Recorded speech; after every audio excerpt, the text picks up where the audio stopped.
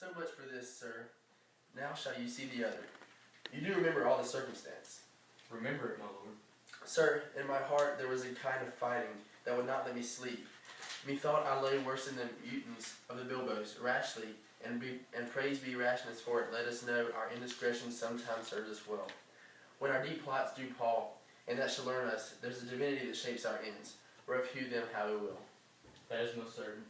Up from my cabin, my sea gown scarfed about me in the dark, groped I to find out them, had my desire, fingered their packet, and in fine withdrew to mine own room again, making so bold, my fears forgetting manners, to unseal their grand commission, where I found Horatio, O royal knavery, an exact command, larded with many several sorts of reasons, importing Denmark's health and England's too, with such bugs and goblins in my life, that on the supervised no leisure bated, no, not to stay the grinding of the axe, my head should be struck off.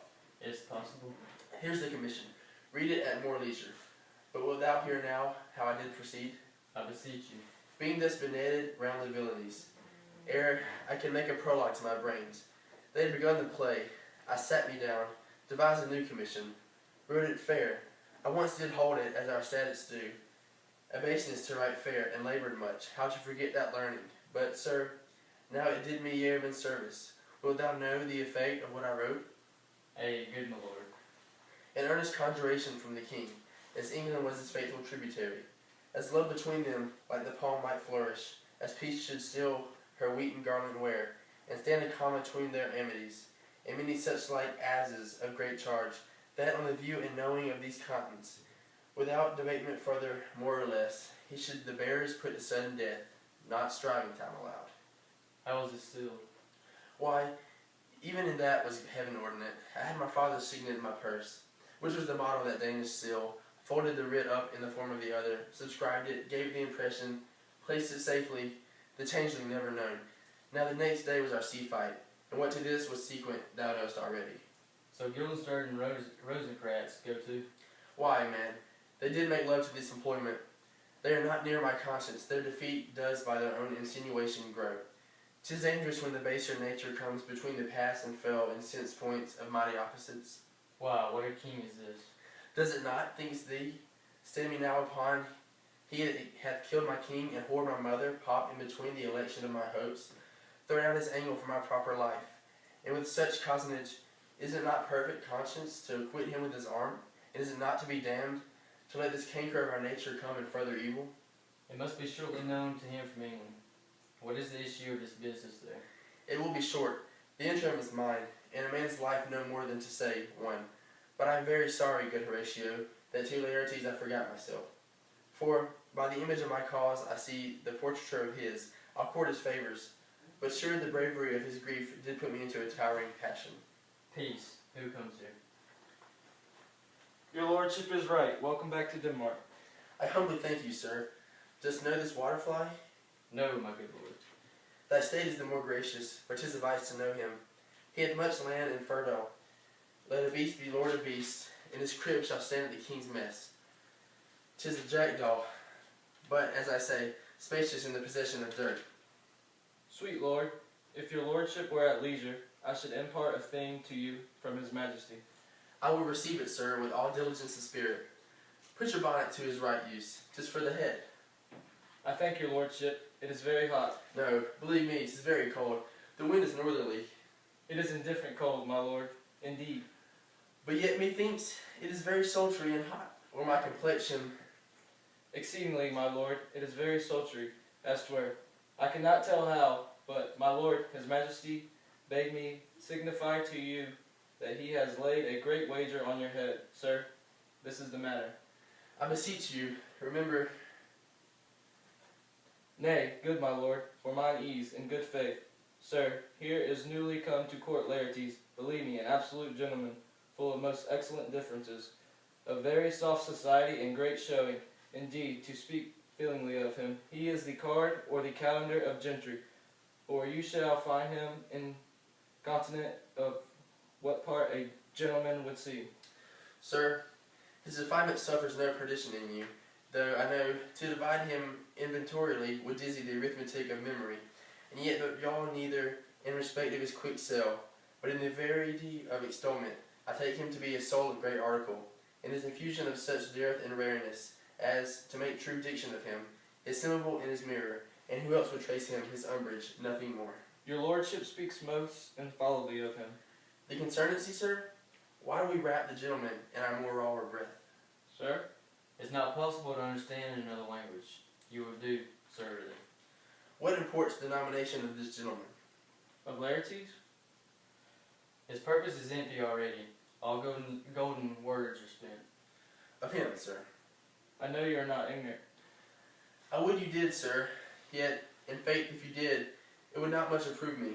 Well, sir? You are not ignorant of what Excellence Laertes is. I dare not confess that, lest I should compare with him in excellence. But to know a man, well, or to know himself.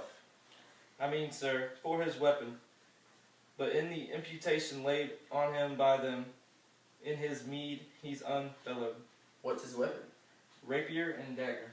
That's two of his weapons. But, well...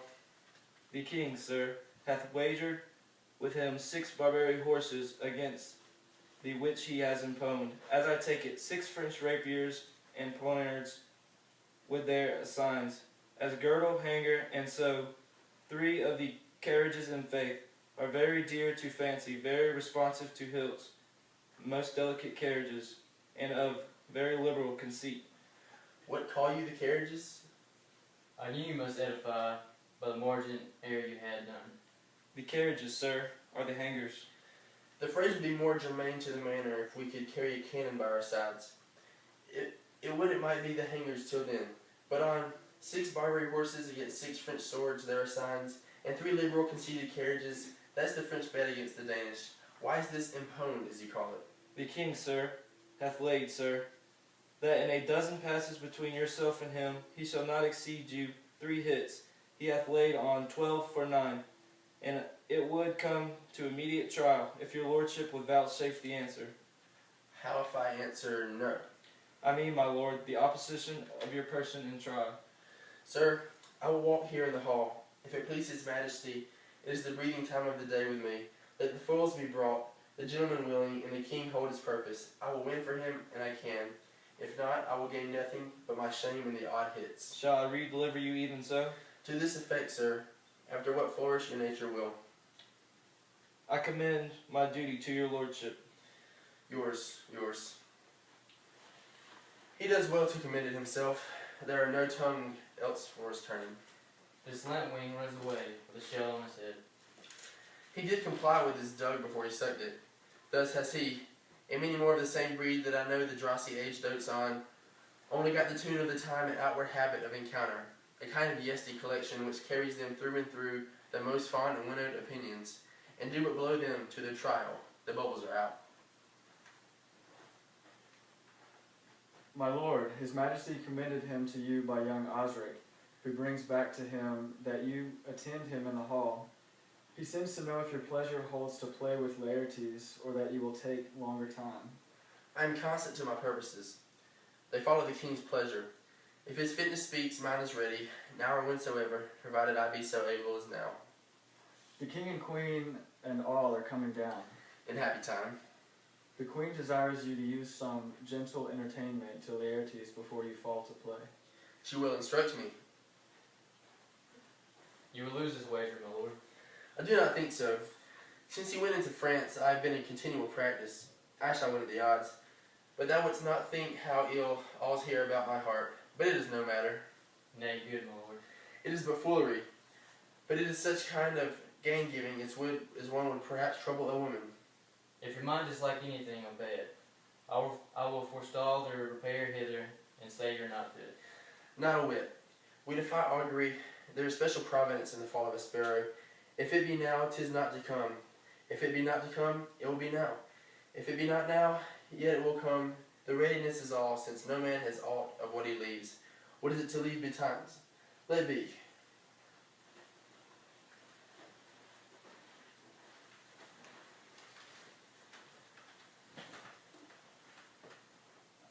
Come, Hamlet, come and take this hand from me. Give me your pardon, sir. I've done you wrong. But pardon it, as you are a gentleman, this presence knows, and you must needs have heard how I am punished with sore distraction. What I have done, that might your nature, honor, and exception roughly await, I here proclaim was madness. Was Hamlet wrong, Laertes? Never, Hamlet. If Hamlet from himself be taken away, and when he's not himself and does wrong, Laertes, then Hamlet does it not. Hamlet denies it. Who does it then? His madness. If it be so, Hamlet is of the faction that is wronged. His madness is poor Hamlet's enemy. Sir, in this audience, let my disclaiming from a purposed evil free me so far in your most generous thoughts that I have shot mine arrow over the house and hurt my brother. I am satisfied in nature, whose motive in this case should stir me most to my revenge. But in my terms of honor I stand aloof, and will no reconcilement till by some elder masters of known honor I have a voice and a precedent of peace to keep my name unbored.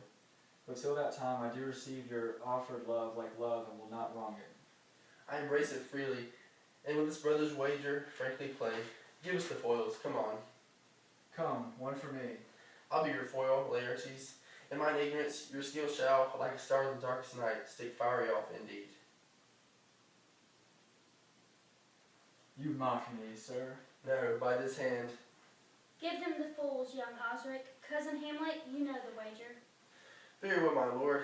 Your grace has laid the odds on the weaker side. I do not fear it. I have seen you both, but since he is bettered, we have therefore odds. This is too heavy.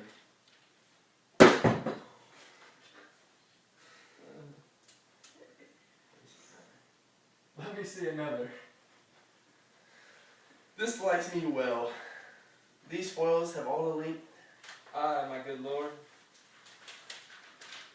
Set me the stoops of wine upon that table. If Hamlet give the first or second hit, or quit in answer of the third exchange, let all the battlements their ordnance fire. The king shall drink to Hamlet's better breath, and in the cup and union shall be thrown, richer than that which 4 successive kings in Denmark's crown have worn. Give me the cups, and let the kettle to the trumpet speak, the trumpet to the cannoneer without, the cannons to the heavens to the earth. Now that the king drinks to Hamlet, come, begin, and you, the judges, bear a weary eye. Come on, sir. Come, my lord. 1. No. Judgment. A hit, a very palpable hit. Well, again. Stay, give me a drink, Hamlet. This pearl is thine. Here's to my help. Give me him the cup. I'll play this bout first. Set it by a while. Come.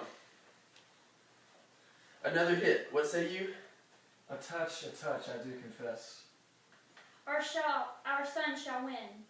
He's fat and scant of breath. Here, Hamlet, take my napkin, rub thy brows. The queen caresses to thy fortune, Hamlet. Good, madam. Gertrude, do not drink. I will, my lord, I pray you, pardon me.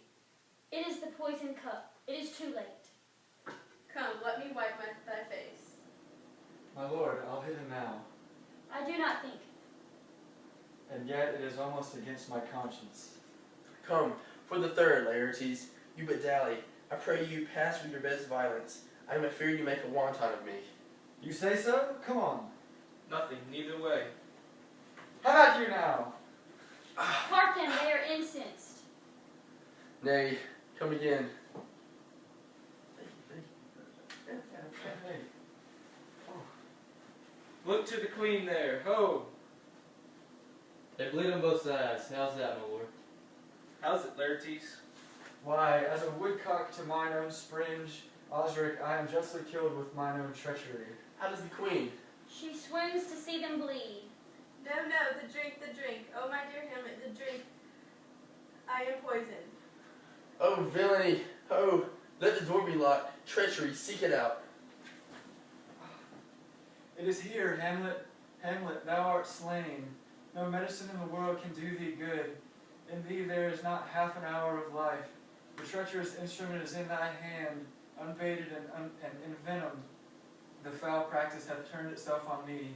Lo, here I lie, never to rise again. Thy mother's poison, I can no more. The king's to blame. The point and venom too?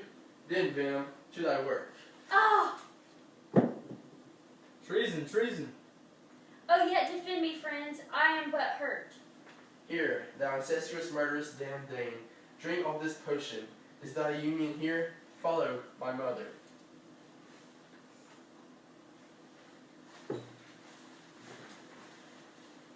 He is justly served. It is a poison tempered by himself. Exchange forgiveness with me, noble Hamlet.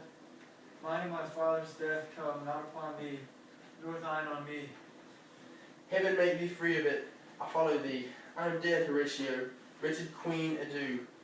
You that look pale and tremble at this chance, that are but mute or audience to this act, had I but time, as this fell sergeant, death is strict in his arrest. Oh, I could tell you, but let it be. Horatio, I am dead. Thou livest, report me and my cause aright to the unsatisfied. Never believe it, I'm more an antique Roman than a Dane. Here's yet some liquor. As thou art a man, give me the cup, let go by heaven, I'll have it. Oh, good Horatio, what a wounded name. Things standing thus unknown shall live behind me. If thou didst ever hold me in thy heart, absent thee from felicity for a while, and in this harsh world draw thy breath in pain to tell my story. What warlike noise is this? Young Fortinbras, with conquest from Poland, to the ambassadors of England gives this warlike volley. Oh, I die, Horatio. The potent poison quite o'ercrows my spirit. I cannot live to hear the news from England, but I do prophesy the election lights on Fortinbras, yet my dying voice. So tell him, with the occurrence, more and less, which have solicited. The rest is silence. Now cracks a noble heart. Good night, sweet prince, and flights of angels sing thee to thy rest. Why does the drum come hither? Where is this sign? What is it that you see? This quarry cries on hawk. O proud death, the feast is toward in thy eternal cell, that thou so many princes at a shout so bloodily hast struck.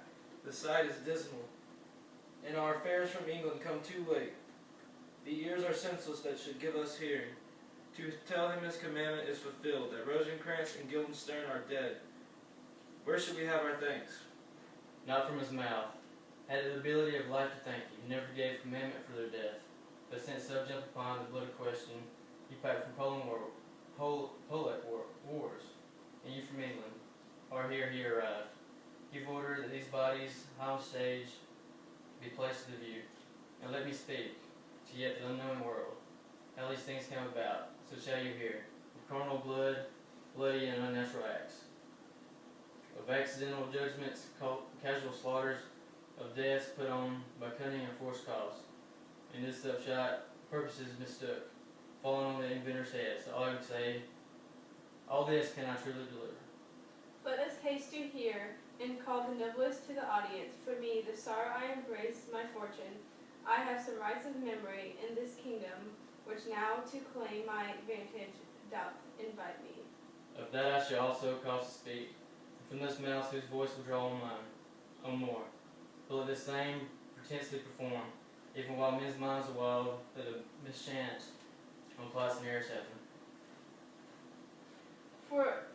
Let four captains bear Hamlet, like a soldier to the stage, for he was likely, had be put on, to have proved most royal, and for his passions, the shoulders, musics, and the rites of war, speak loudly for him. Take up the bodies, such a sight as this becomes a field, but that shows much amiss. Go bid the shoulders shoot.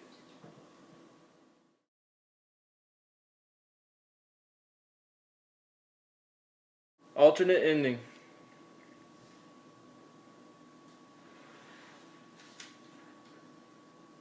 What hath happened?